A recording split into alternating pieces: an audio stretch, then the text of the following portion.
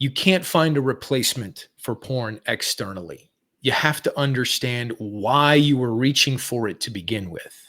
Brothers, welcome to today's episode of the PornToPurpose podcast. You're here again with your faithful hosts, Matt Sinkovitz, my co-host, Yeadon. Good What's to up, be Matt? here with you today, brother. Welcome. Welcome Brothers, back, man. Welcome back to the show. It's been too long. Brothers, we appreciate having you here with us again today as we continue this conversation of recovery, of addiction, of healing. And today, we're going to jump into a conversation, part of Yeadon's journey,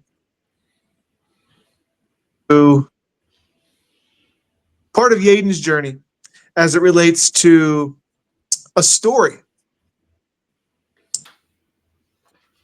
as part of his recovery journey. You know, Matt, I was thinking about this earlier today. I was thinking like, I just remembered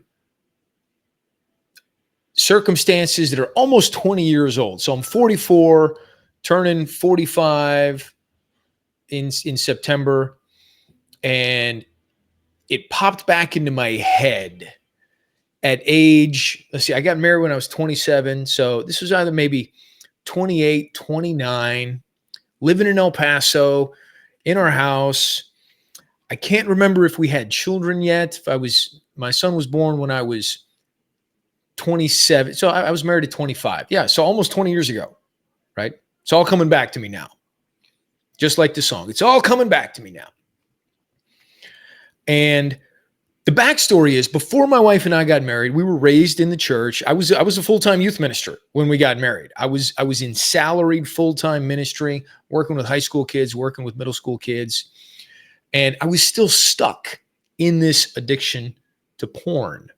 I was doing everything I knew to do to get out of it. But the only thing I knew to do was white-knuckle it. And just like, guilt, fear, shame, and avoid. Those were the tools I had, which, as I have talked about on previous podcasts, those tools are about as effective as trying to nail a nail into a 2x4 with a piece of dog crap. Doesn't work. It's painful. And you're worse off when you finish than when you started. Yes. And I thought of a time where I'm sitting at our table at our house in El Paso.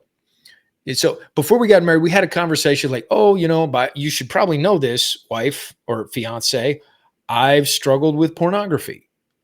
And we had that conversation, and I had all the drive and all the intention to avoid it. Because about to get married. Like, I don't want to have porn in my marriage.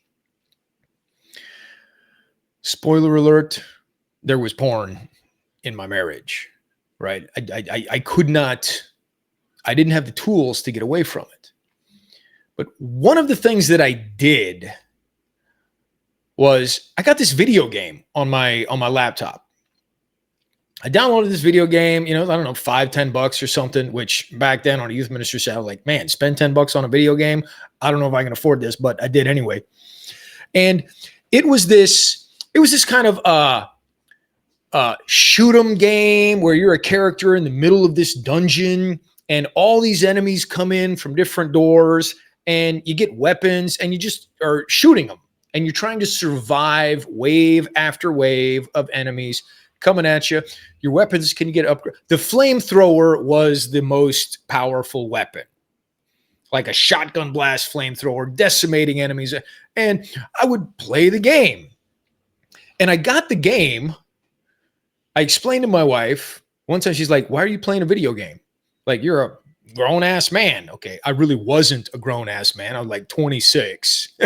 Now that I'm 44, I know 26 is like, I looked like a grown man. I wasn't yet. I was playing this video game and she asked me like, why do you play this video game? And with some hesitation, I said, well, I play this video game when I feel the urge to go somewhere online I shouldn't. I couched it in, soft phrasing, soft language. Like I didn't want to just come out and say, I play the video game, so I'm not watching porn. I couldn't actually say those words out loud. But she knew, like, okay, my husband uses this video game, so he's not going on the X-rated websites. Not bad. And I would get the video game and I would play it, for 5 minutes here, 10 minutes there. It was the kind of game where you could just drop in and play it anytime for a little bit. It's like, oh, I made it through 10 waves this time. Next time I'm going to try for 11. Not unlike the white-knuckling theory. It's like, oh, I made it 7 days without porn. Next time I'm going to try 8 days. And I would use the video game as a substitute for just to avoid the pornography. Now, 20 years later, I see what was going on. In the moment, 20 years ago, I thought my thinking was, okay, porn, bad. I have to do something. Because when I'm feeling this pull, when I'm feeling this urge, when I'm feeling this gravitational pull to whatever the website was 20 years ago, I have to do something. I can't just type in the website and go on a binge fest. I was actually trying to do something to avoid the pornography. The problem, especially now that I understand recovery, the problem is the only thing I had done was I'd swapped out my medication. We talk about it all the time here on the podcast. It's not a porn problem. It's a pain problem. And porn is the pill that men take to manage the emotional pain, the mental pain, spiritual pain, just to manage the pain of life. And as I can look back, of course, hindsight is always 20/20. Crystal clear vision looking at the past. I was substituting one dopamine fix for another. That's it. Now, instead of taking a porn pill for the pain, I was taking a video game pill for the pain. Because I didn't know how to heal. I didn't know what was going on inside. The only thing I could think of at the time was distracting myself from the porn pill long enough to have another call that I had to make, or I can distract myself long enough and now I got to go to youth group, or now I got to go do something else. Just distract myself long enough, try and make some distance from the actual pornography and manage it that way. It was not recovery. It was just substitution. I was substituting video games, a video game. I didn't have money for video games, plural. I substituted video games for porn. But I was still stuck in that same cycle of pain and trying to distract myself from the pain to manage it. And it will come as no surprise, it worked until it didn't. It worked for a brief window of my life until it didn't. The video game didn't give me the dopamine hit that I was looking for. It didn't distract me. I'm playing the video game. The only thing I'm thinking about playing the video game is porn. I hadn't really done any work to understand where the pain was coming from, what was causing the pain, or how to cope with the pain in a healthy way. And the reason I thought of this story is because so often men fall into this substitution trap. We substitute something else for porn. Because if we think about porn as a coping mechanism, and we talk about that a lot on the show, we talk about it in the Liberation Boot Camp. Porn is a coping mechanism. And it's an unhealthy coping mechanism. It's also a socially unaccepted coping mechanism. There are a lot of coping mechanisms out there that are socially acceptable, but they're still not that healthy. The guy who's like, man, I have to be in the gym 4 hours a day or I lose control. It's like, dude, you're just using the gym to avoid the pain. You're using the gym as a coping mechanism, but that's socially acceptable. It's like, oh man, this guy's committed, going to the gym 4 hours a day, 7 days a week. And I'm thinking, oh man, that's unhealthy, dude. Unless you're training for the Olympics and trying to be the gold medalist and the best in the world, and that is your full-time job, it's not that's an unhealthy coping mechanism.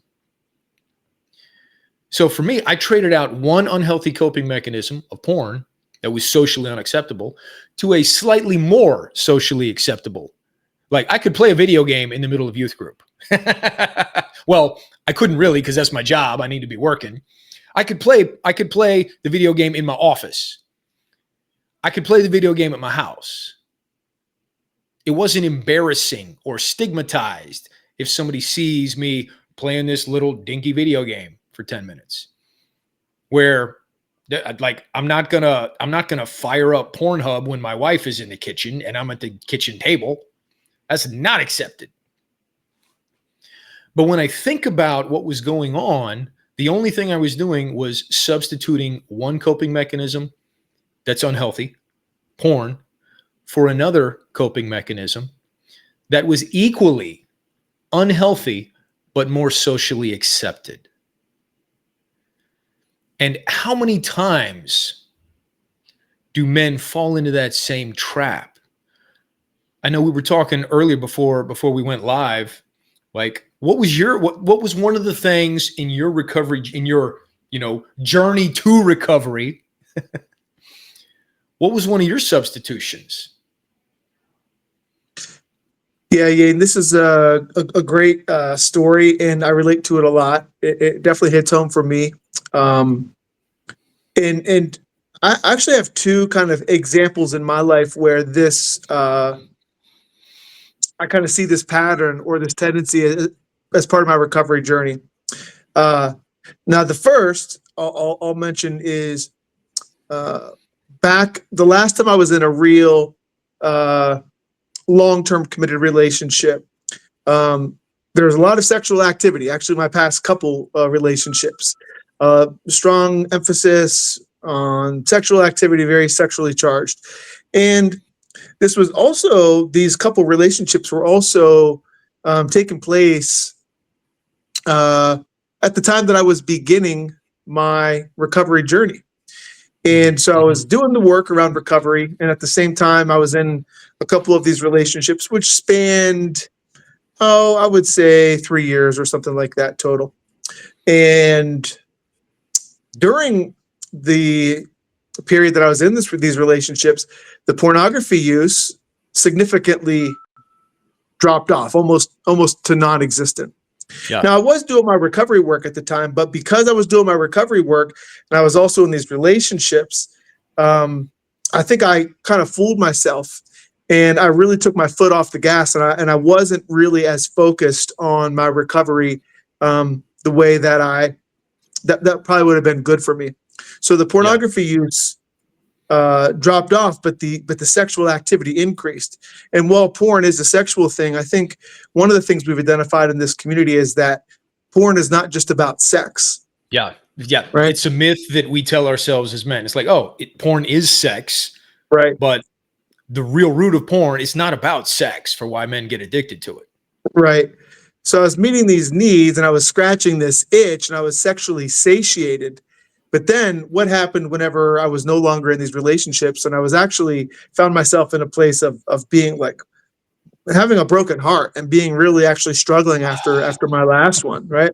All the porn stuff just surged back. And I recognized that I hadn't come as far along in my recovery as I thought I had. I was kind of just trading one thing with the other. And as soon as those relationships were gone, the porn reemerged, and I recognized I had a lot more work to do. So that was one like pretty obvious example for me of what I was just really trading one thing for the other. Oh man. And as you're telling this story, Matt, let me interject for just a second. It's like you traded like, okay, porn, almost non-existent. Yeah. Sexual satisfaction, satisfied in these relationships with the sexual connection. Yeah. But then when the relationship ends, not only have you lost your coping mechanism, but you also have this additional pain slamming on top. Right. And the coping mechanism that you were leaning on is not there anymore. Exactly. Oh man, that's a recipe for chaos and disaster.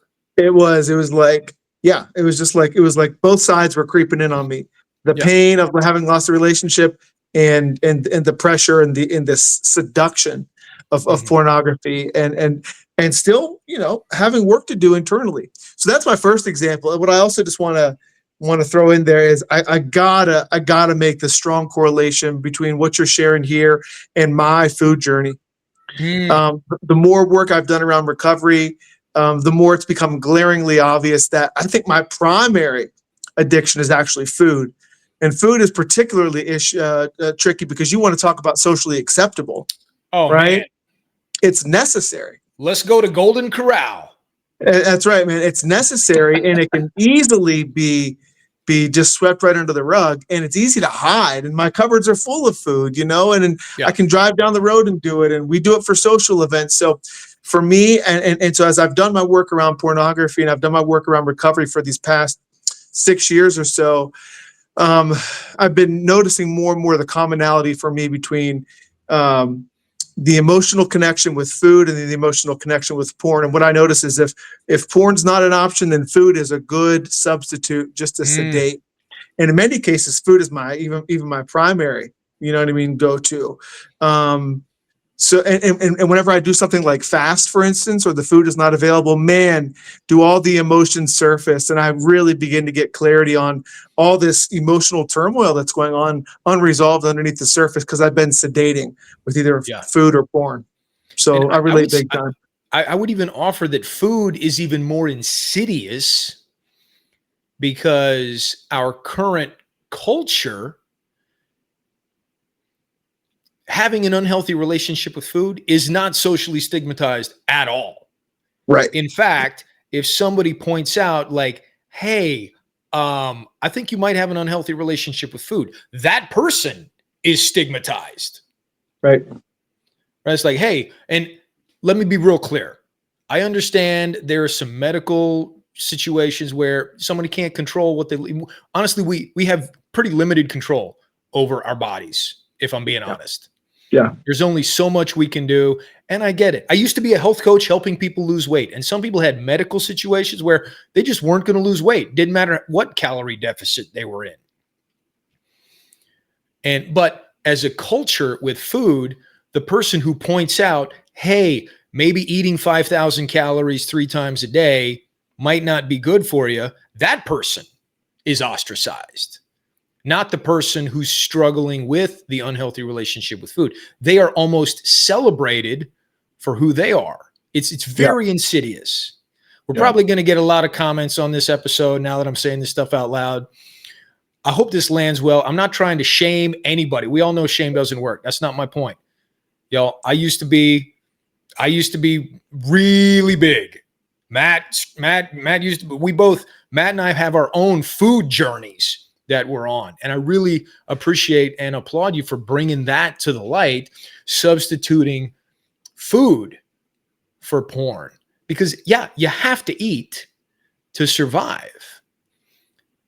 And food is engineered. My wife, actually, since we're talking about food, this is a tangent, but my wife and I were talking the other day, which could be any time from last month to the beginning of the year. The other day we were talking, and she's been, because we really focus on what we eat as part of our lives in our family. And we do a lot of research on food and the food system. Like if you eat one Dorito, that food is engineered so that that zing disappears moments after you eat it. And your brain is like, oh my gosh, I want more of the zing. And you're almost forced to eat another one. If you look at the serving size on a bag of Doritos, I used to just laugh. I'm like, 1 ounce? 1 ounce is like 12 chips. Ain't nobody gonna just eat 12 Doritos and be good. You eat 12 Doritos and you want 12 more, and then 12 more. And then next thing you know, the jumbo family party size bag is gone. It's designed to be addictive. I suspect the same person who could crush a bag of Doritos would have a real problem eating the same calories with a gallon of milk. Just drinking the calories. It's like, no, I'm good. I can still taste the milk an hour after I've drunk it. I still have that. I know I drank the milk. I'm good. Like, you eat a Dorito, 3 seconds later, the sensations are gone. And honestly, that's a pretty good analogy for porn, right? You use porn, 3 seconds later, the sensations are gone. I call it just a different form of junk food, man. You know? Yeah. It's good on the lips, but it's punishing on the back end, man. Oh, man. Yeah. So we have these, we have both fallen into this trap of the substitution trap. And for me, honestly, I gave up on substituting. And I'm like, okay, I can't beat porn. I'm not going to try and substitute anything else. I'm just going to manage it as best I can. And then, after joining the Liberation Boot Camp almost 2 years ago, I guess more than 2 years ago now, really starting to understand what was going on inside. Starting to understand that porn is a coping mechanism. Starting to understand that porn was the pill that I would reach for when I had pain. And then going deeper and trying to figure out, okay, where does this pain come from? What is causing this pain?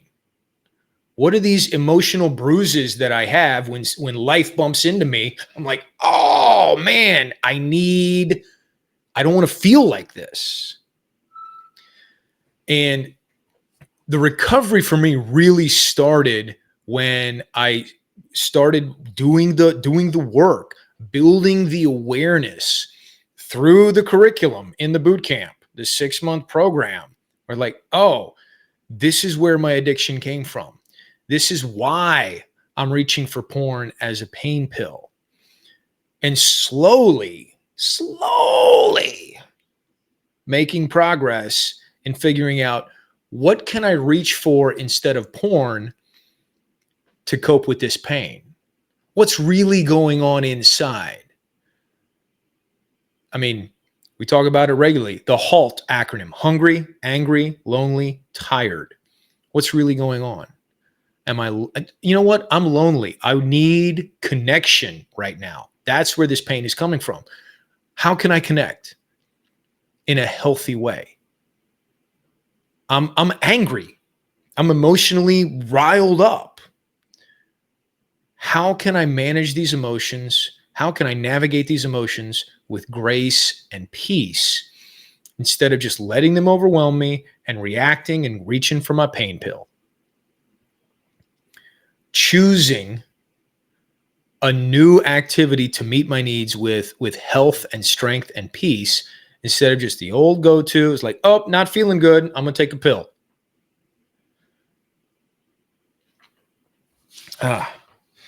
Yeah, recovery really began for me when I understood that the problem was pain, not lust. That was that was a watershed moment in my life. It's like, this doesn't have anything to do with lust or my sex drive or sex. It has to do with my pain and learning to ask, what am I feeling right now? What am I needing right now? In the 4-rack formula, it's I think the fourth R, right? Reflect on, what do I actually need right now? Am I right? Am I close? That's it, it's either the third or the fourth. What do I actually need? Yeah. And then ask yourself, the A in the 4-rack form, ask yourself, what can I do to meet this need? Yeah. And then the C, choose that activity, realizing it's a choice. Okay, here's my need, here's my pain. I can choose to take a nap, or I can choose Pornhub. Those, like, I do have a choice. What am I going to choose? Oh man, this is good stuff, brother. This is really good, because I know understanding it's like, I love talking about like this theory of porn addiction. It's like somebody who knows how to play 4 chords on a guitar and can play along with the pop songs from the 90s when all the songs had the same 4 chords in them. You know what I'm talking about, right? If you can play G, C, E minor, D, you can play any Matchbox 20 song. I promise. You can probably play any song from the Goo Goo Dolls or any of those bands from the 90s.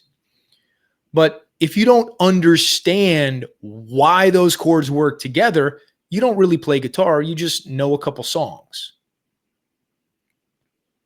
Understanding this theory, this inner working of what's going on is so critical. And as I look back, I see I'd fallen into this substitution trap of substituting one coping mechanism for another. Equally, just trying to avoid it, trying to white knuckle my way into health. And it did not work. It didn't work. True recovery comes from doing the inner work. Yes. The inside job, right? Healing is an inside job.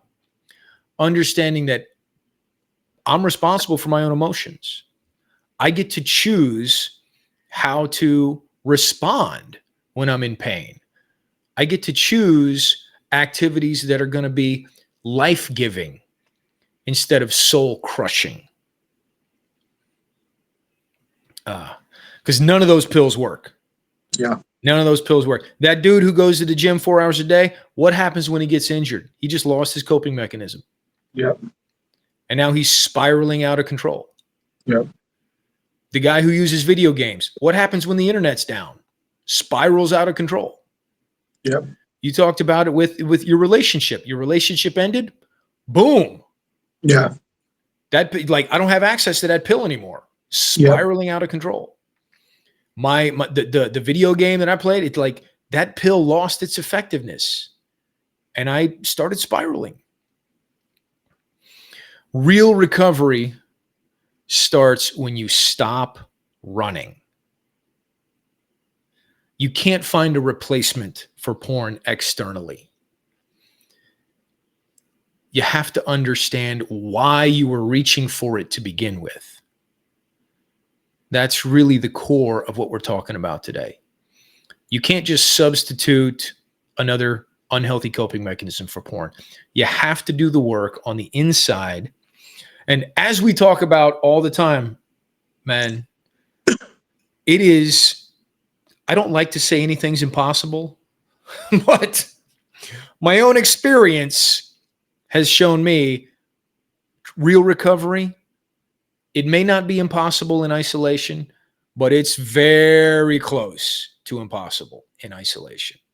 It didn't happen for me. I tried for decades to solve this equation. I couldn't do it on my own. That's why Matt and I have this podcast. That's why we have our Facebook group, PornToPurpose. That's why Matt created the Liberation Boot Camp, the 6-month program where we take men through the curriculum so they can learn how to identify what's really going on and build healthy coping mechanisms. So it's like, oh, I'm in pain and I know why and I know how to handle it. Instead of, oh, I'm in pain, I don't know what to do. I'm just going to go to I need a pill. Just popping pills day after day. Matt, where can they learn more about PornToPurpose for our listeners out there? Yes. Yeadon, first of all, thanks for your wonderful share today, brother, and sharing your story. Brothers, Yeadon mentioned a couple resources that we have available to you. If you're not already a member of the PornToPurpose Facebook group, we invite you to check us out over there. That's a beautiful place to begin connecting with other men and just beginning, even if you're just going to be a fly on the wall, just to beginning to observe the conversations that are being had over there and beginning to connect with others, right? Because real recovery is found in community, is what we found and what Yeadon has spoke to very well here today. If you're looking to go further into the conversation, we want to invite you to head on over to PornToPurpose.com, where we have a ton of free resources. You can learn about us. You can learn about the community. We have a free download of the 4-rack formula, the Freedom from Porn Accelerator. And you can also learn about the Liberation Bootcamp, which is the 6-month program that Yeadon went through over 2 years ago now. And here he sits before us, over 900 days porn free. So the proof is in the pudding. We're building a beautiful community of good men from around the United States who are doing this work, who are finding real recovery and are learning to do the inner work, right? So we don't have to just keep reaching for these false vices, which never really satisfy us, just like the bag of Doritos. Don't get me wrong. I love how Doritos taste. I love Doritos. I love Doritos. Who doesn't love Doritos? But they're not good for you. They don't serve me, man. Yeah. They don't. Yep. Matt, thanks for hanging with me. Men out there listening, give us a like, give us a subscribe. Please take a moment, give us a review on Apple Podcasts. It really does help spread this. It really helps this message and this podcast spread further so more men can learn, can start the journey. Yeah. Because it's painful trying to do this by yourself. Yes, sir. Until next time, brothers. Peace. Power. Noble men. We are noble men. Thank you, guys. See you next time.